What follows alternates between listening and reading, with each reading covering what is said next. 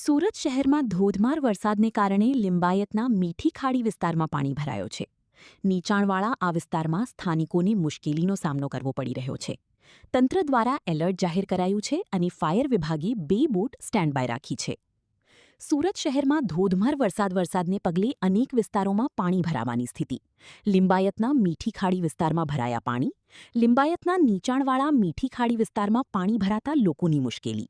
પાણી ભરાવાની પરિસ્થિતિને લઈ તંત્ર એલર્ટ. ફાયર વિભાગ દ્વારા 2 બોટ સ્ટેન્ડ બાય રખાઈ. સ્થાનિકોને ફાયર વિભાગની અપીલ કરાઈ.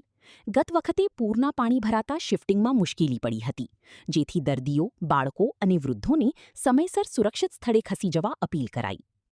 જી, આપનું નામ, કયો વિસ્તાર છે, શું પાણીનો કેટલું લેવલ આવ્યું છે? Sub fire officer Sunil Chaudhari, Dumbal fire station, તેમજ સાથી એસો જિગ્નેશ ટંડલ સાહેબ, Mandarwada fire station, Surat fire and emergency service fire ખાતાની આ લિંબાયત મીઠી ખાડી વિસ્તાર છે અને નીચાણવાળો વિસ્તાર હોવાથી પાણી કાયમ ચોમાસાની ઋતુ દરમિયાન અંદર ભરાય છે.